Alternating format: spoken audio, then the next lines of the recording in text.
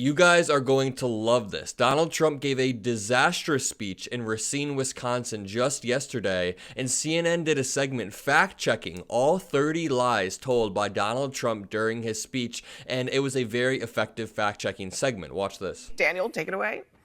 He said there was world peace in 2020. There was very much not. He said he won Wisconsin in 2020. He lost. He said the Democrats rigged the 2020 election. A lie. He said people around President Biden cheat on elections. No. He said people's votes tend to disappear. They simply do not. He said 107,000 people attended his recent rally in New Jersey. That's at least tens of thousands too high. He said he saved Kenosha, Wisconsin in 2020 during rioting when the Democratic governor wouldn't act to intervene. In fact, that governor deployed the National Guard before Trump told him to. Trump said cocaine was found at the White House about a month ago. That was actually about 11 months ago. He said it was hundreds of thousands of dollars worth of cocaine. It was a little bag, maybe generously in the hundreds of dollars worth. He said Biden orchestrated his New York criminal trial. Zero evidence of that. He said Biden was also behind all of his cases, including civil trials. Baseless again. He said Biden wandered off at the G7 and didn't know where he was. No, Biden was briefly chatting with a skydiver who had landed near the group. He said he was indicted more than infamous Al Capone. No, Al Capone had more indictments than him. He said he was in Washington the other day for one of his trials. He was actually there for meetings with congressional Republicans. He said Nancy Pelosi turned down his offer of 10,000 soldiers on January 6th. She never got such an offer and would not have had the power to reject it even if she did. He said the January 6th committee deleted all records. Just did not happen. He said he's the only president who didn't start a war. Jimmy Carter didn't start any wars. He said he finished the war in Syria. No, and got U.S. soldiers out. He actually left hundreds of troops there. He said Syria and Turkey have been fighting over their border for, quote, 2,000 years. That border, Abby, is less than a century old. He said insane asylums are being emptied by foreign countries to let people come to the U.S. as migrants. His own campaign cannot substantiate this claim. And he also said prisoners are coming in from jails in the Congo over the border. His campaign can't substantiate that either. He said President Obama cannot deport criminals to Latin American countries. Obama, in fact, could. He said Venezuela's crime is down 72% because of emigration to the U.S. Venezuela's violent deaths are actually down 25%, and that's for a variety of reasons. He said 17 or 18 million people have now entered illegally over the border. Experts say that's many millions too high. He said Biden's plans would quadruple your taxes. Total fiction. He said canceling Keystone XL, the pipeline, cost 48,000 jobs. That is wildly inflated. He said total inflation under President Biden is 40 or 50%. It's actually 19%. He said before he took office, there was a $500 billion trade deficit with China. It has never been that high. And in fact, the record was set under Trump in 2018. He said no previous president has taken in even 10 cents in tariff money from China. It is Americans who pay those tariffs. And the U.S. has actually had such tariffs on China since the 1700s. And finally, he said we're in the worst crime wave in modern history. Crime has actually plummeted in 2023 and so far in 2024. Abby? And it's only Tuesday.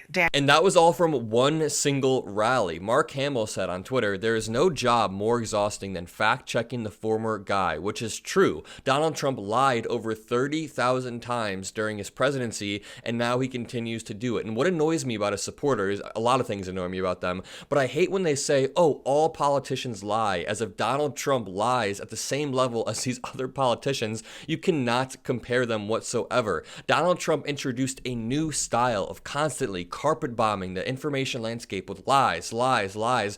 We had never seen someone do that to that extent before. And Trump is always making fun of Biden, claiming that he doesn't know where he is or that he's losing it. Meanwhile, Donald Trump is so detached from reality that he physically can't bring himself to say a truthful statement throughout the entire speech. And even if we granted Donald Trump's premise that Joe Biden is so old he doesn't know where he is, I would still take that version of President Biden, who's not constantly lying and who has a good cabinet around him, than this version of Donald Trump, who is lying constantly, who can't stop himself from doing it. I would much rather take a hypothetical senile President Biden than a fully functional Donald Trump. I think we all would, but that is not the choice. President Biden is clearly more coherent and lies less than Donald Trump. This is incredibly clear. Donald Trump has also had to watch his Truth Social stock tank over this past month. MeidasTouch.com reads, Trump media stock is tanking tanking. After reaching a high of $74.47 a share shortly after the stock became public, shares of Trump Media stock continue to plummet after Trump's criminal convictions and horrible earnings report.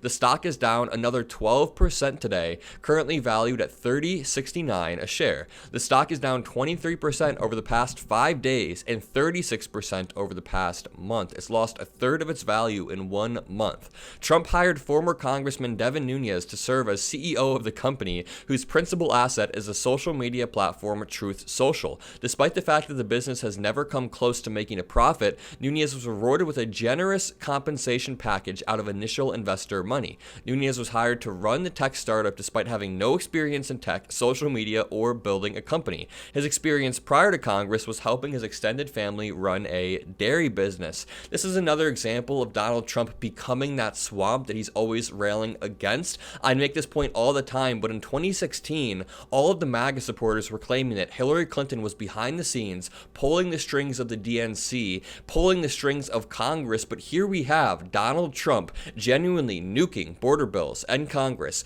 genuinely appointing his daughter-in-law as the head of the RNC. He is pulling the strings. Now he owns a company and he appoints his buddy Devin Nunes. It is the definition of only placing loyalists around you so you can pull the strings and control them like you're an autocratic ruler. The article continues, Nunes made a name for himself in Congress by launching investigations, and his response to his company's failure is to urge Congress and the SEC to launch investigations into why the stock continues to fall. He blames a shadowy conspiracy of short sellers and speculators who are allegedly tanking the stock while providing no evidence. He also claimed that Joe Biden had something to do with it. Something doesn't make sense. I smell, look, John, I've run a lot of investigations, and this one smells just as dirty as all the other investigations that I've had to run into government malfeasance here.